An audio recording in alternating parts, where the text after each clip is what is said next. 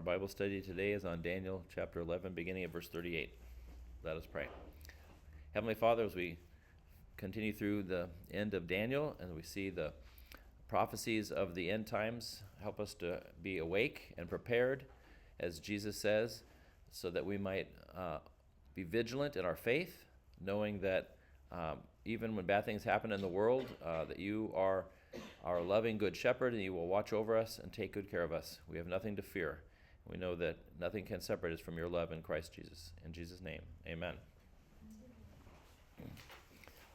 Okay, so the very end of Daniel chapter 11 it can be very confusing, and this is a section that I haven't studied before, but I've heard lots of other people give interpretations of it, because this is the section that talks about the king of the north and the king of the south. Now, as I was going through my preparation, I could see that there was parallels between what we had been studying earlier in chapter 11, which the king of the north would be the king of the Seleucid dynasty, and then the one who was acting like he was a divine figure, and of course the one who set up the abomination that caused the desolation. There's very few people who would argue against this being Antiochus IV.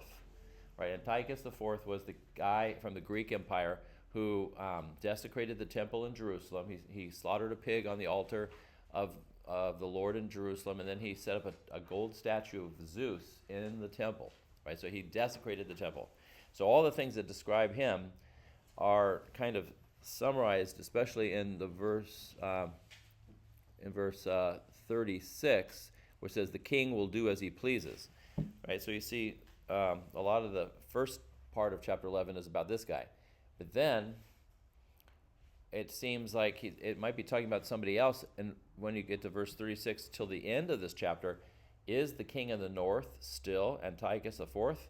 And last week when we were reading those verses, I think it was verses like 32 through 35, it seemed like historically the stuff that it mentions here are not quite pointing to Antiochus, because Antiochus, we talked about how he didn't necessarily cause some of these things to happen. I mean, we're not sure what this is talking about he will receive little help, and talking about his warfare, and some of the wise will stumble so that they may be refined, purified, and made spotless. So is this some kind of collaboration with the Jewish leaders? So when you get to 36, the verse tells us the king will do as he pleases, which really is a picture of how the New Testament describes the coming of the Antichrist.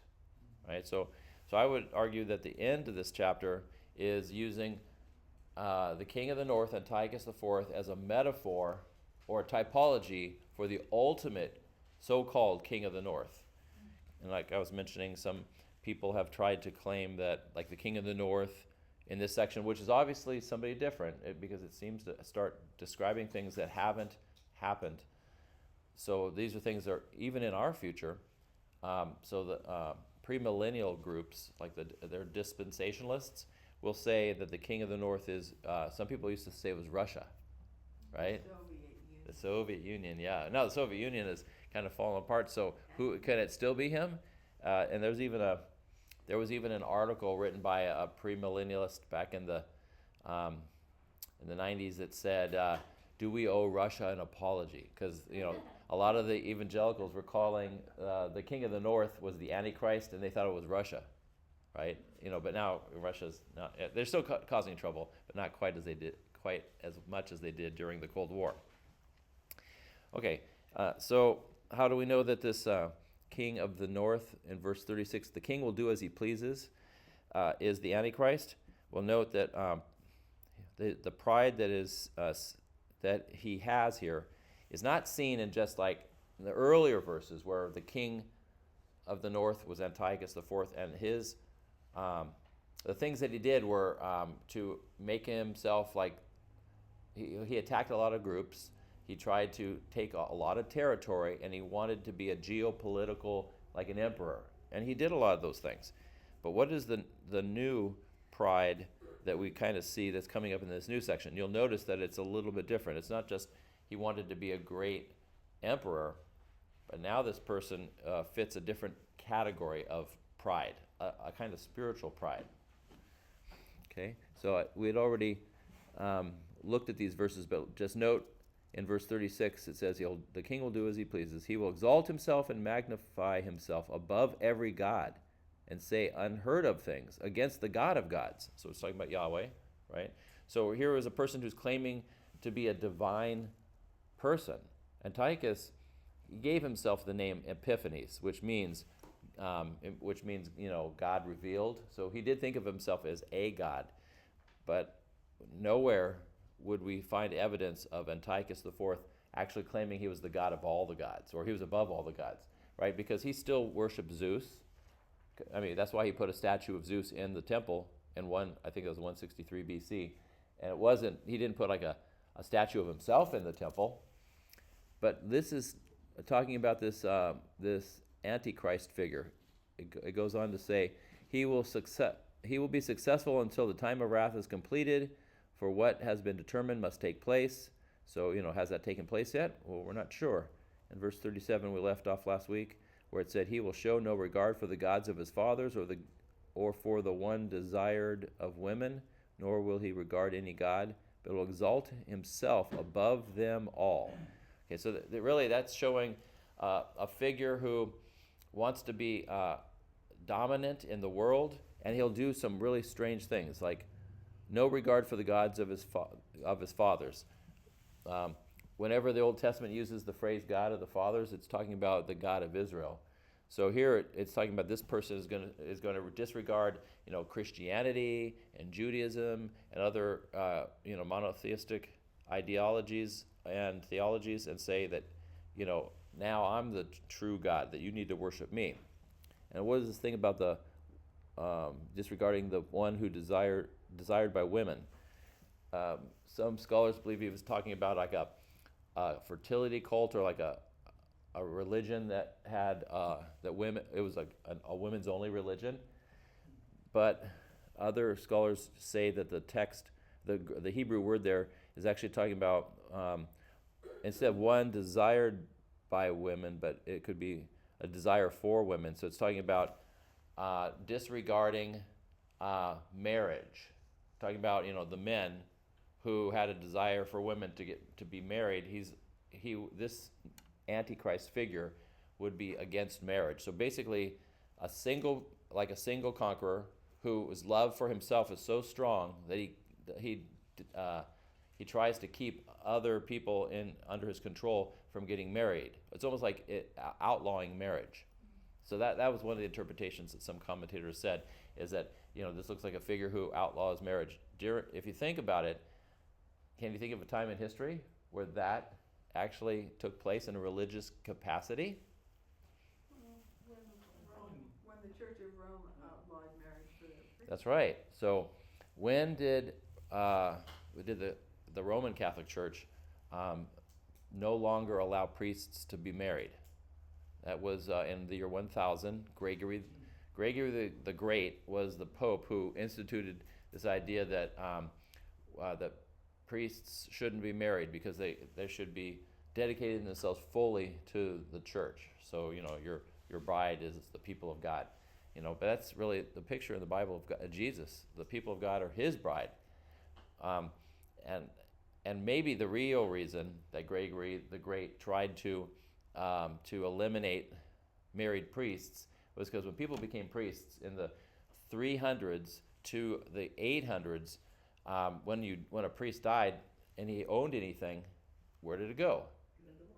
To his wife or to his children, because then they had somebody to inherit it. If the priests were not married, and they wouldn't have any children, and they wouldn't have any inheritors, so where would anything that they owned before they became a priest, where would it go? To the church. So just imagine, after the year 1000, the church grew financially and with power and with property tremendously over the centuries. It just ballooned. And so during the Reformation, some scholars, I think including Luther, believe that this is talking about that the Pope is acting like this Antichrist who was outlawing marriage. Now this verse is not as clear, so I don't know if we can come to those types of conclusions. But definitely, the metaphor of an Antichrist can be seen in lots of places. It says in 1 John that there are many Antichrists, right? Because the word just means against Christ. So anybody who tries to do something against the Lord is acting in that capacity. Okay, let's start in verse 38 today. Somebody read that? He shall honor the God of fortresses instead of these. The God whom his fathers did not know, he shall honor with gold and silver, with precious stones and costly gifts. Okay, so this eschatological king, right? So we're talking about an Antichrist in the last days, that he won't honor the true God that was mentioned as the God of the fathers. But now, what's his real God, according to this? Okay, himself, but he says he will honor a God of fortresses, right? So think of a God of fortresses is like a God of power, right? Remember in the Old Testament, whenever you see the word fortress, more often than not, it's a metaphor for who? God. For God himself, right? Psalm 46, a mighty fortress is our God, right? The God of Jacob is our fortress. That's the passage that Luther used for the famous hymn, and it's a picture in the Old Testament that God is the fortress. But now he's talking about, instead of worshiping the true God who is our fortress, instead of depending on Yahweh for our protection, he's going to seek protection in worldly power, right? So a God of fortresses. So it's not saying that there's actually a God of fortresses, but it's a metaphor for those people who would depend on power and influence, secular authority, and because it also repeats that thing about a God unknown to his fathers, that he will honor with gold and silver. So when you take your offerings and you give it to the thing that is the most important thing in your life, that is really your God. Luther's description in the first commandment, shall fear and love the Lord your God, so that we shall fear and love God so that we only worship him, right? So anything else that we fear and love above God is our God. So this would describe, that this eschatological Antichrist is going to, his real God is money and power and influence. Or probably Zeus and Jupiter, too. Because the Greeks and then the Romans were coming to power, and those gods are associated with power. Right. Well, so I think that there's some aspect in here that because back in chapter 11, verse 30, there's a hint at the rising of Rome. Because remember, it says the ships of the western coastlands, which is where Rome is, will oppose him, and he will lose heart. So that was about Antiochus IV. One of the kings at that time is going to be helped by the Romans. So the Romans definitely fit into this idea, but because it did say that this king, that he'll, remember it said that he had no regard for the gods of his fathers, or, so the idea that he would recognize the gods of like Zeus, and who was also called Jupiter in the Roman Empire, is not fitting with what this says, right? Because it's saying that he claims himself to be more important than the gods of his fathers. So he's rejecting any of the past gods as being as important as he is. So Antiochus IV doesn't fit that, because he didn't honor himself alone. He said he was divine, but he also worshipped Zeus. So this is a god, or a coming figure who will basically claim himself to be God on earth. And have we seen examples of that in the news over the last several decades? I mean, it's not as common, but there are people, right? I mean, think about the Branch Davidians, which is it's already ancient history, right? In the 90s, the guy David Koresh, he claimed to be Jesus reincarnated. He claimed to be the Messiah back on earth, right? He's God. He claimed to be God. And of course, what does a God do? Well, he sleeps with all the women in the cult, and starts to amass lots of guns. So, I mean, these cult leaders they fit the categories of believing that they're gods. Other people as well. You've heard of the Moonies, right? Reverend Sun Myung Moon also claimed to be Jesus Christ reincarnated, and then he was going to create the new church by bringing people together. So he did these mass weddings. Remember the Moonies? And so he would choose your spouse, and he called them the new Adams and new Eves of the new creation. So he was trying to get people to get married and do these mass weddings to create a new church based on his claiming to be Jesus, right? And it always amazes me that people can fall for that type of thing. I mean, what did he say that could convince them when the Bible itself says there'll be many who come after me saying, I am he, and it says, do not listen to them. Because when Jesus comes, it'll be pretty obvious that it is him, because he'll appear in the sky, there'll be a trumpet, and the archangels will appear. And I haven't seen any angels lately, so there hasn't been any real appearances of Jesus lately. Mike? So I was just thinking this also fits with the idea that this is a typology of the Antichrist. And Right. Antichrist figures like that. Yes. Who basically the conquerors from the east, Attila the Hun and Genghis Khan, who conquered much of the world after the Greeks and Romans had fallen. Yeah, very good. That's actually a very insightful way of looking at this, is that, it is a typology. And since there's typologies in the Bible that we already know, like the book of Hebrews tells us that the Exodus is a typology of Jesus. Moses led the people out of slavery into the promised land. Jesus is the greater Moses who leads us out of slavery to sin into the promised land of heaven. So, and then the wandering in the wilderness is like us wandering through the wilderness of this sinful world until we get to heaven. So just like there are typologies that are already fulfilled, this could be, this last section is a typology that has yet to be fulfilled. But we already see some evidences of those antichrists in all kinds of world leaders who've exalted themselves above all, like it says in verse 37. And so I think that honoring a God of fortresses is like the belief that power, if you just have enough power, then you don't need anything, right? And there's a lot of people who believe. I mean, what was the big thing in the 1950s? Atomic energy. If whoever controlled the bomb controlled the world.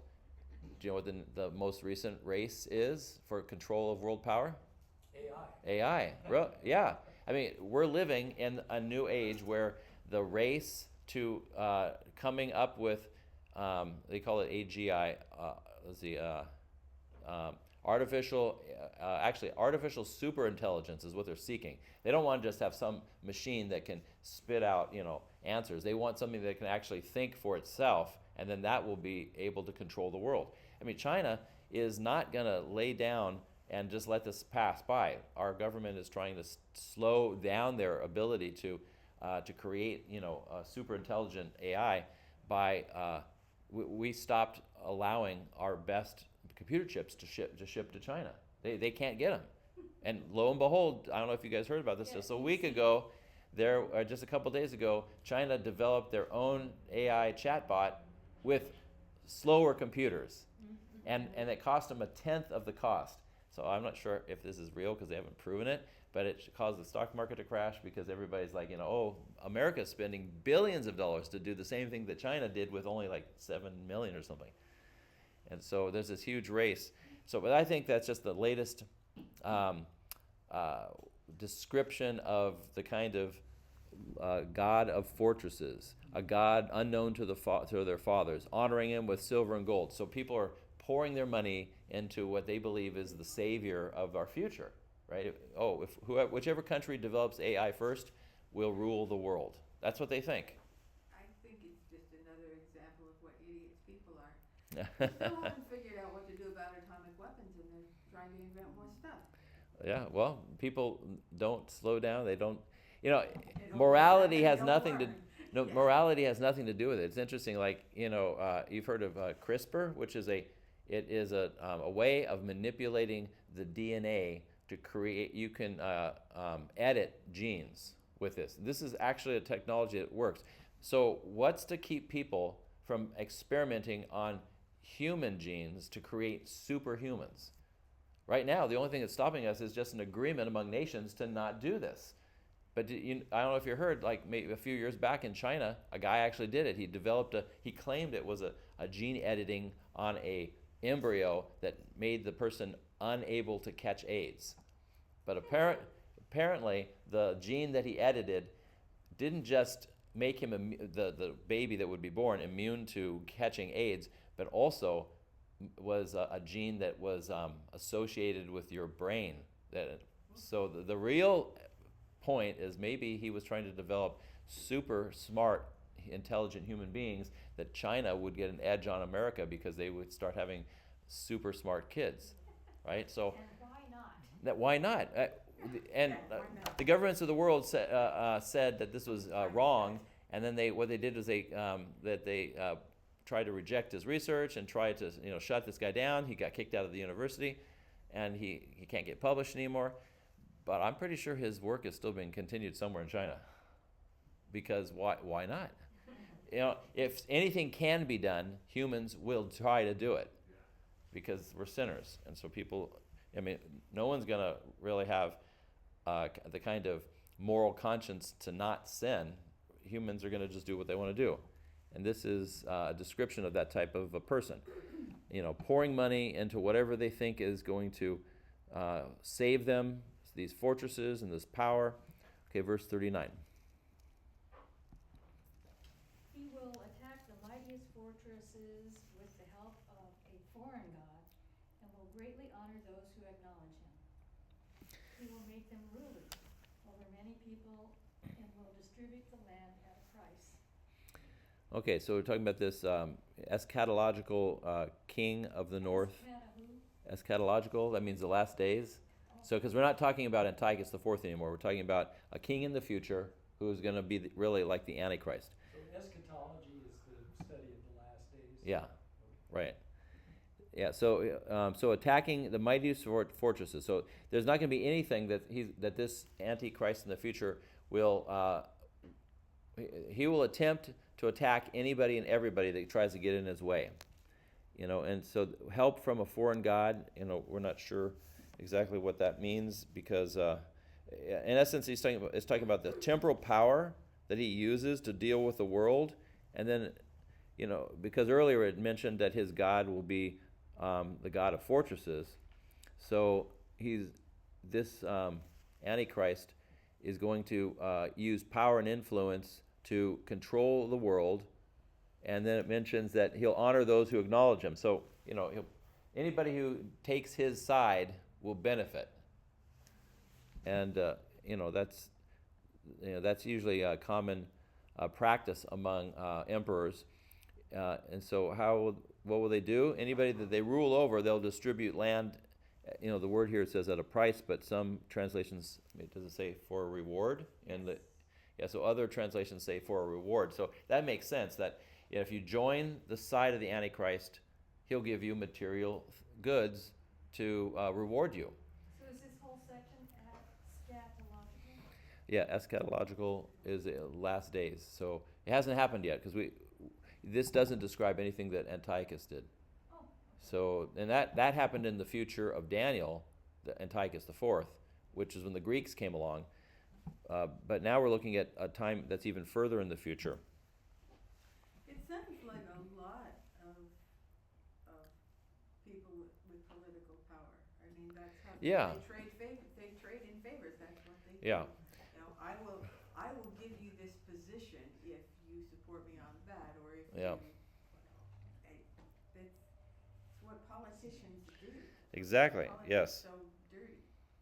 So yeah, that's not such an unknown practice. We kind of know about it. But notice that let's see here, that the king of the north, when people think it's Antiochus IV, he was a geopolitical figure who used religion to stir up problems, to attack the Jewish people. Because so in verses, the earlier verses, he was doing things like that. Let's see, that was like chapter 11, verses like 21 and following. But now this king who's in the future is a religious figure, not just a geopolitical figure, but a religious figure who now uses his power to stir up geopolitical problems. So notice it's kind of different. Antiochus IV, a political figure who uses religion, and now you got a religious figure who stirs up geopolitical problems. So they're similar, but that's the main difference. And so what does the New Testament say about this type of a person? There's actually a couple of verses that are pertinent. So let's look at, for instance, like 2 Peter 2, that talks about the arrogance of this future, man of lawlessness. 2 Peter 2, verse 1 and verse 18. Verse 1, but false prophets also arose among the people, just as there will be false teachers among you who will secretly bring in destructive heresies, even dividing the master who bought them, bringing upon themselves swift destruction. Okay, so so it talks about in the last days there will be these types of people, false teachers, false prophets. Okay, how about Jude 4 and 16?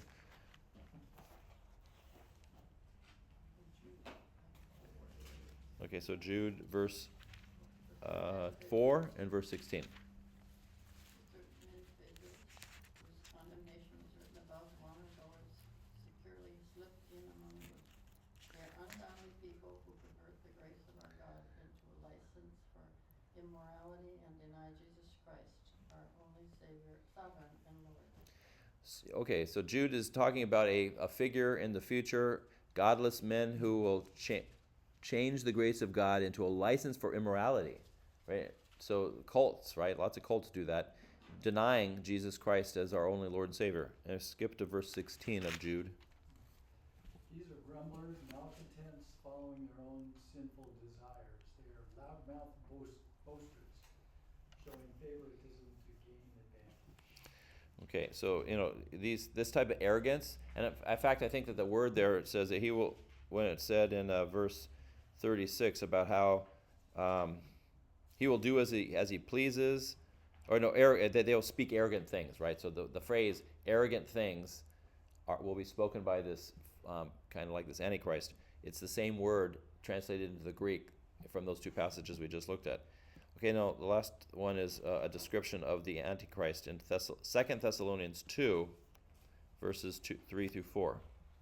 Let no one deceive you in any way, for that day will not come unless the rebellion comes first, and the man of lawlessness is revealed, the son of destruction, who opposes and exalts himself against every so-called God or object of worship. So then he takes his seat in the temple of God, proclaiming himself to be God. Right, so I mean, there's some sections in there, they're almost word for word what it says in Daniel 11, right? He will set himself up in God's temple, proclaiming himself to be God.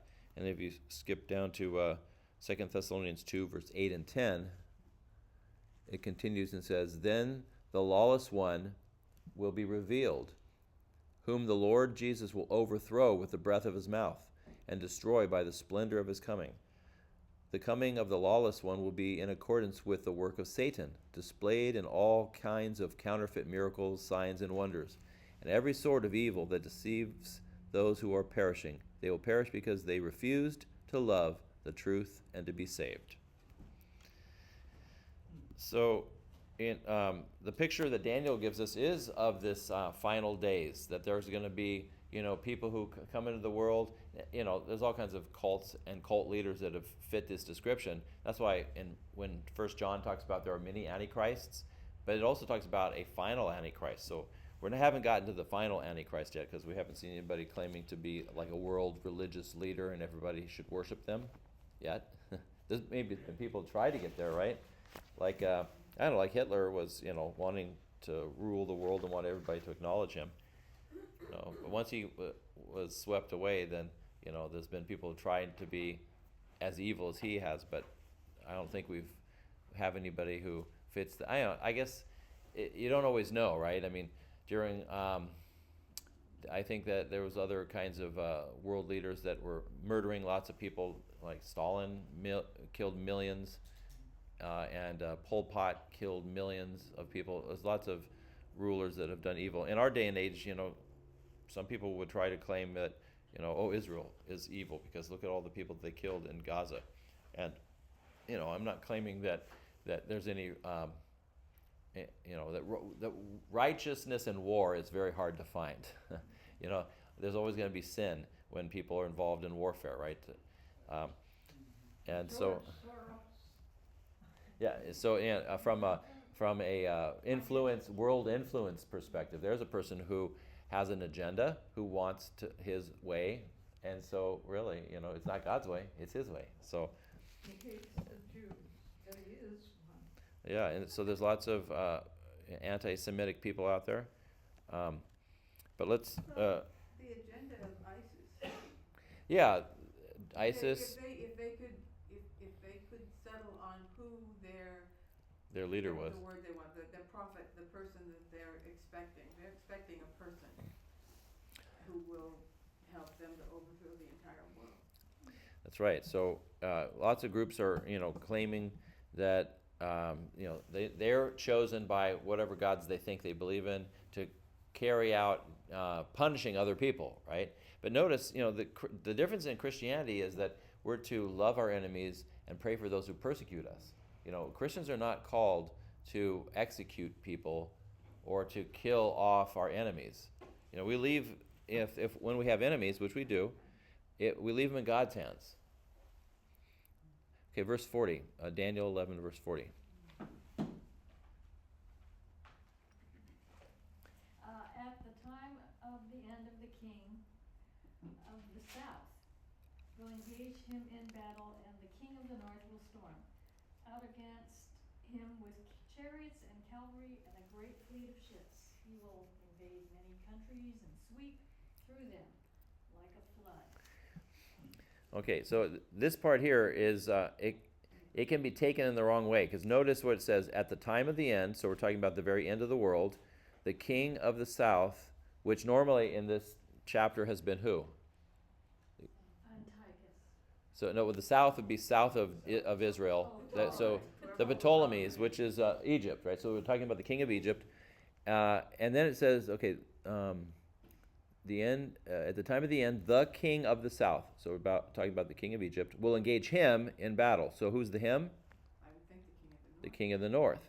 And then notice it says, and the king of the north will storm out against him. So is the him, Translation says but. is the him that the king of Egypt from the south will engage in battle, is the him the king of the north?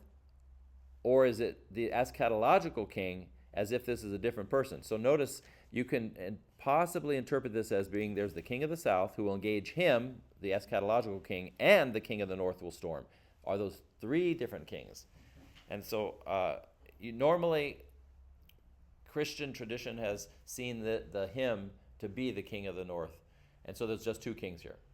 But in the premillennialist way of thinking, the ones who believe in the rapture and stuff like that and the tribulation, that they actually try to claim these to be three different kings.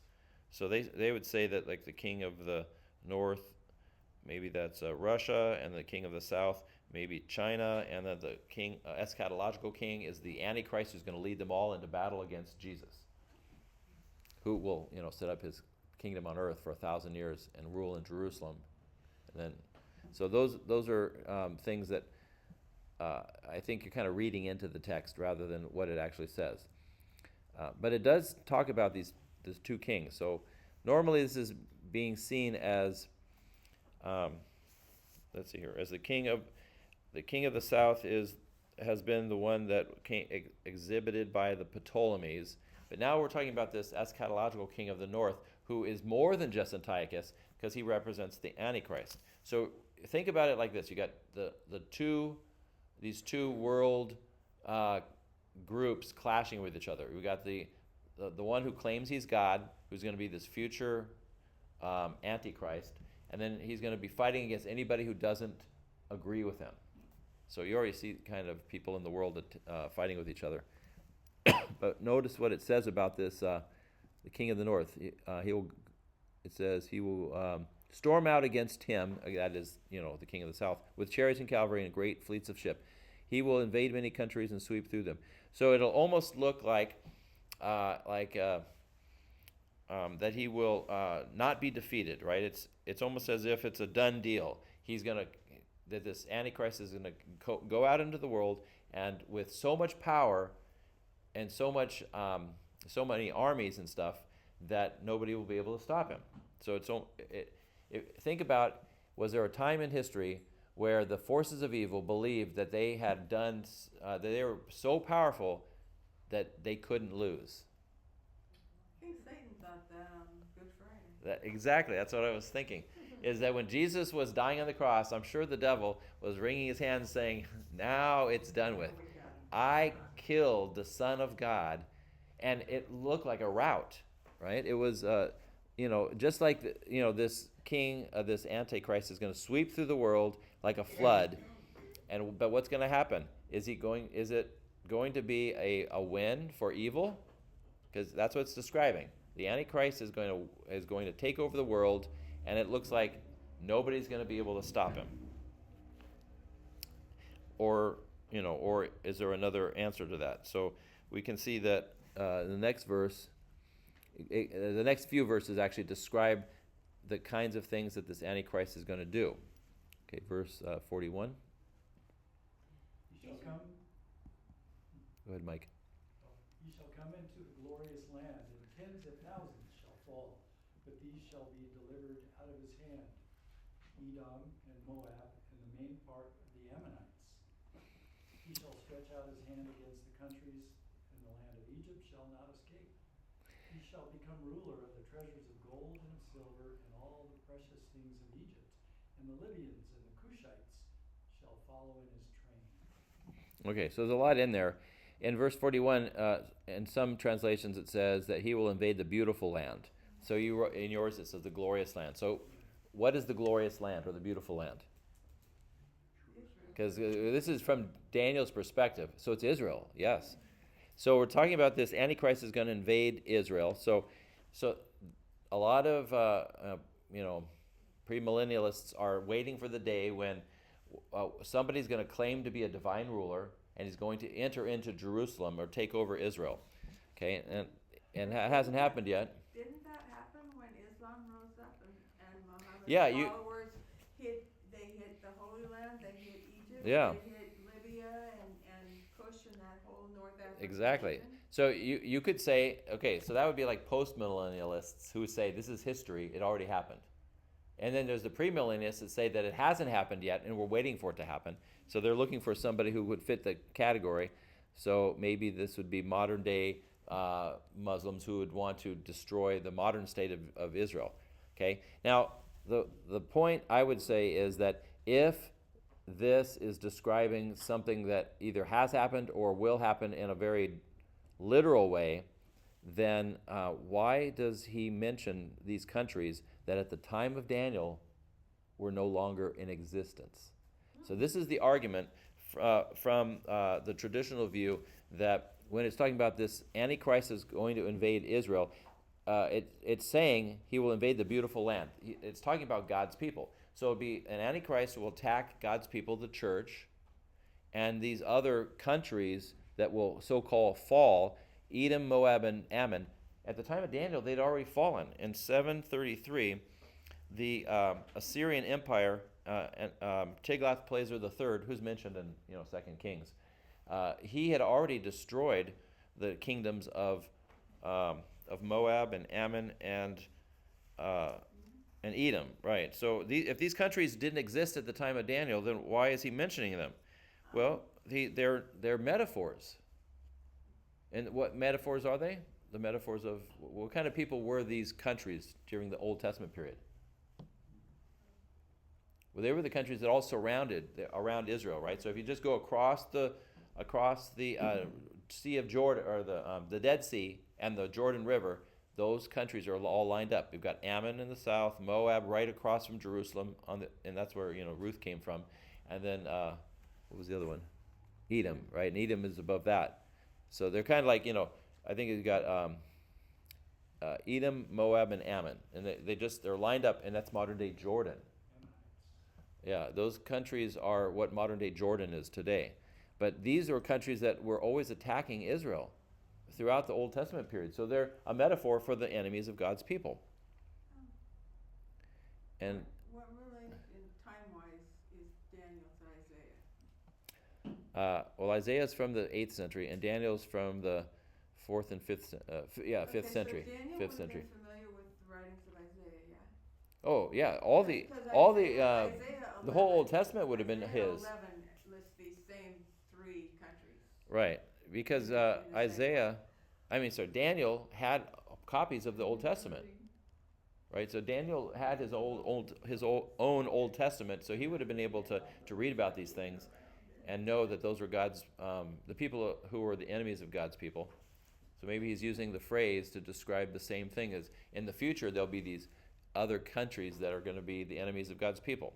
So and because this is a typology, which I would argue from the context, it's not, we're not talking about countries, we're talking about the spiritual battle that's going to happen. So right now we've got people in the world who, from their worldview, are telling us, religion is just superstition. There is no God. Yeah, there is no God, right? So maybe the influence and the power of our world now is like science. And, the God of science is now being shoved down the throats. And then the enemies of God's people are all those people who want to say, stop your religion of Jesus and start following what everybody else knows is right.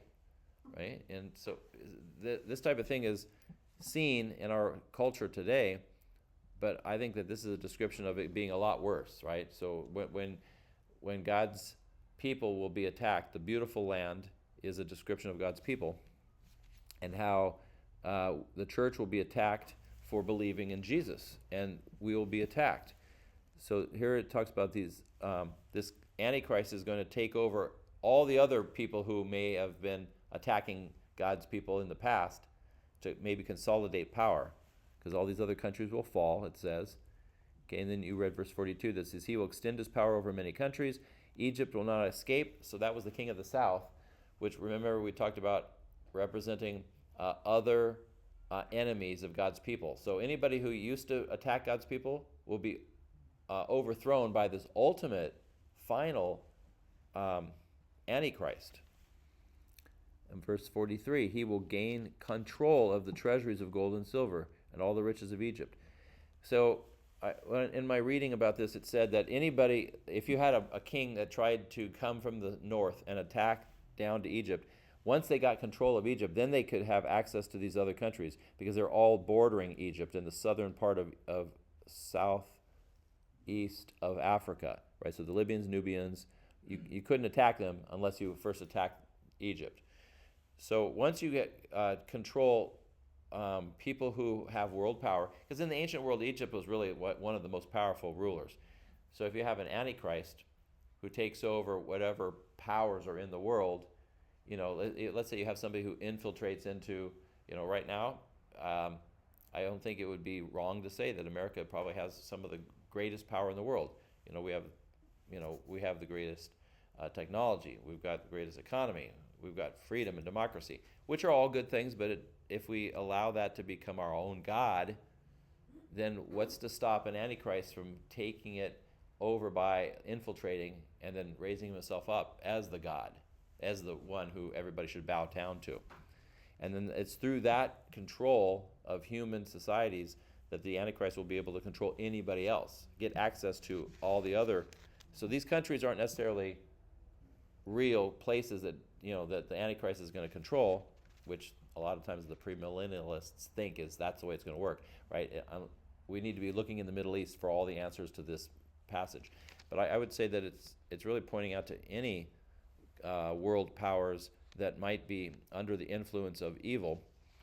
And then verse 44 said, but reports from the east and the north will alarm him, and he will set out in great rage to destroy and annihilate many. And we know that hasn't happened yet, right? So, but what would cause great rage? because he thinks he might, not have, he might not be winning, right? So anything that tries to attack the power of this final Antichrist is going to cause him to rage. Okay, how about verse 45? And he shall pitch his palatial tents between the sea and the glorious holy mountain. Yet he shall come to his end with none to help him. So it does describe a final end. So everything that came up to this point is talking about like a final battle.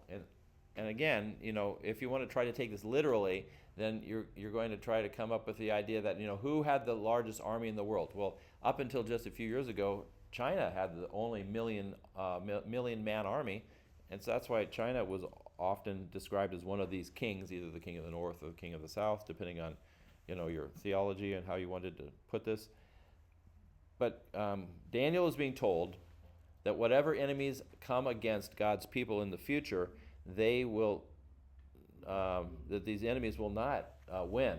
They'll lose. Yeah, so they'll lose. And so notice it says he will pitch his royal tent between the seas. What seas are we talking about?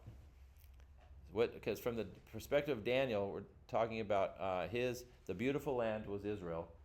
So Israel is between which two seas? The Mediterranean. I just got singular sea here. Dead Sea. Between That's the right. sea and the glorious holy mountain.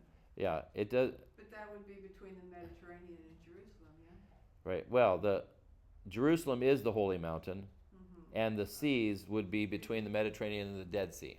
Oh, okay, because I just have singular for the sea there.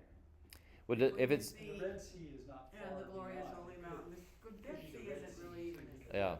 Well, it doesn't say which seas, because you could also say that north of Israel is the Sea of Galilee, south of Israel is the Red Sea, to the east is the Dead Sea, to the west is the Mediterranean. So it's actually between all seas. I don't have a plural here. I just have a singular sea. Yeah, it's And usually when it talks about the sea, it means the Mediterranean. I know, but this one says between the seas at the beautiful That's what holy I'm mountain. saying. Mine doesn't say seas, it says sea, singular. Okay, well, I don't have the original And the Hebrew, glorious holy mountain. but I know for sure it says between, and so between Right, something, the sea right? And a mountain. That's what it says. Yeah. Okay, so if the word is yam, that's the singular word for sea in Hebrew, and so when you're saying between, then what's between the sea and the holy mountain? Then what is it? I mean, it makes more sense to say that the holy mountain is between the seas. So that's why I think that some translations use the plural. But he pitches his tent between the sea and the holy mountain. Okay, so the tent then represents the Where he settles. where he settles. So he's claiming power in Jerusalem. So that's why some people say the Antichrist will come to power and set up his throne in Jerusalem, which hasn't happened yet. So maybe this is something that we'll see in the future. And some people believe that maybe that this Antichrist is actually coming from the Jewish people. So it'd be like a Jewish person claiming to be the Messiah, claiming to be God. Yeah. Well, no, there is a following of a rabbi in Israel that some people believe that he may be the real Messiah. Of course, that's just recently, and but there's been others in the past. But the difference is that this guy knows the Bible, the Tanakh, which is the Old Testament for the Jewish people, knows it so well that he's kind of something like a savant, right? And that's why some people are claiming maybe he's the next Messiah or the real Messiah. But I don't know if they have the ability to show if this Jewish rabbi is from the line of David, and if he's from the line of Judah, and all those things, right? And does he trace his lineage from King David? Because otherwise he wouldn't be the Messiah. But if this prophecy is true, then it either applies to something that already happened, because pitching millions of tents between Jerusalem and the sea, that wouldn't happen in this day and age. There would be a different kind of battle in different places. Right. So this has got to be, if it's true, it's metaphorical. Right. I would argue, what we were saying before, is that it has to be metaphorical because the names of the people, the countries, didn't even exist at the time of Daniel.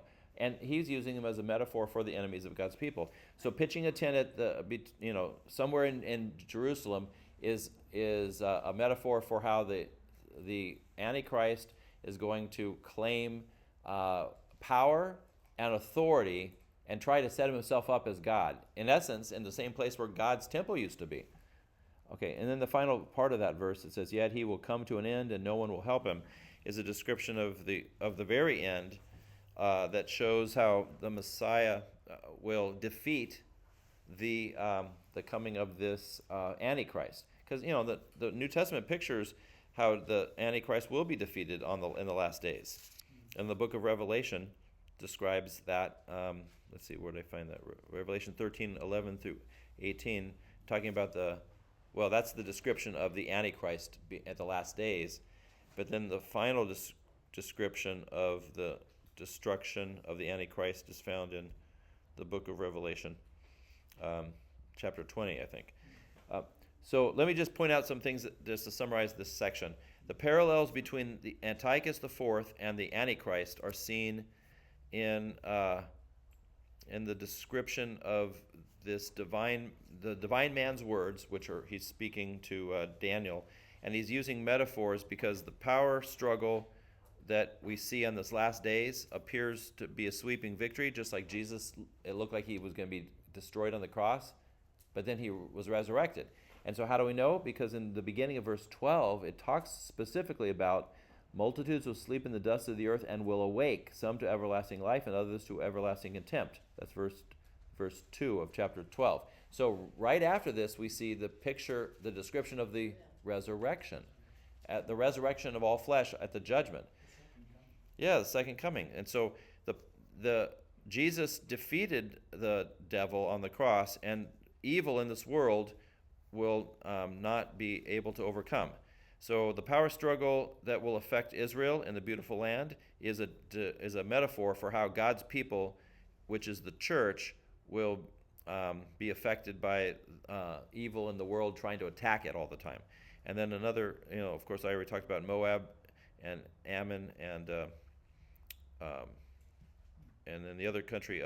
These are enemies of God's people. And then the world religion will be set up in verse 45 and 44, kind of like, there seems to be a move by leaders in the world to try to consolidate religions. There's been times in history where they tried to force people to become one religion. After the Reformation, if you lived in a specific country, they made a deal that whichever country, if you had a Catholic ruler, you had to be Catholic. And it didn't matter if you didn't want to be Catholic. You either got killed or you left, right? And this was, right. And so same thing with Lutherans in Germany. If the ruler was Lutheran, then you had to be Lutheran. And so a lot of people, and this was true in England, that when whoever was the ruler at the time, if you're Catholic or Protestant, and they had Catholic, Protestant, and they just went on persecuting each other. That's right. Under the Catholic monarch, Protestants were fair game. Under the Protestant monarch, Catholics were fair game. Yeah. And then under Elizabeth, they just kicked all the Catholics out. So if you're Catholic, you can't live there. So we've had things like this in history, but some people would claim that if everybody was the same religion, then it would be so much better. And so what's going to happen? Maybe the Antichrist will be this religious leader who tries to establish a world religion. The lowest common denominator. Yeah, right, because that's what it would have to be. And there are some religions like that right now. So coexist bumper sticker? Yeah, but what's the name of that group that they have a place in Jerusalem or in Israel, by Haifa? Yeah. And it started out as the Baha'is. Baha'is, right? They started off with some of the tenets of the Muslim faith, but they claim to be a peace-loving world religion. Everybody's really the same thing. We just don't recognize it yet. Yeah. So Baha'i is I worked for a guy who was a Baha'i. yeah. That's exactly what And he said. and it's not as if every world religion that thinks that it should be the main religion of everybody has to do this by force. Sometimes they try to be as attractive as possible, because there's a lot of people who are maybe not religious who, if you talk to them about a religion, that everybody should just be nice to each other, and we're really all the same. Universalism is a type of world religion. There are people who believe that it doesn't matter what you believe as long as you believe and you'll be saved. So universalism is really kind of the world religion right now. And then, but finally, that the Antichrist will be defeated and nobody will save him is the picture of the judgment on the last day for the devil and the Antichrist. 2 Thessalonians 2, verse 8, which I think we already read that part. But let's close with that. One will be defeated, whom the Lord Jesus will overthrow with the breath of his mouth and destroy by the splendor of his coming. Yeah, so that description where it tells us that the lawless one will be revealed, so the devil, the Antichrist will come out, but Jesus will overthrow him with the breath of his mouth. So that picture, which also is kind of similar in Revelation 20, shows that the defeat of the Antichrist and of the devil will finally be complete. So Daniel was kind of being given this picture of the future, how Jesus will come along and he will defeat evil, but evil will still try to overpower the world and persecute God's people until the very, very end, right? So Jesus' first coming was not the very end. Instead, it was the beginning of the end. And so we still have something to look forward to because Daniel's words are to give us hope. And then next week when we finish off, we'll see if we can finish off chapter 12. It gives us a picture of what that defeat will look like because it describes the resurrection and the victory of Jesus Christ.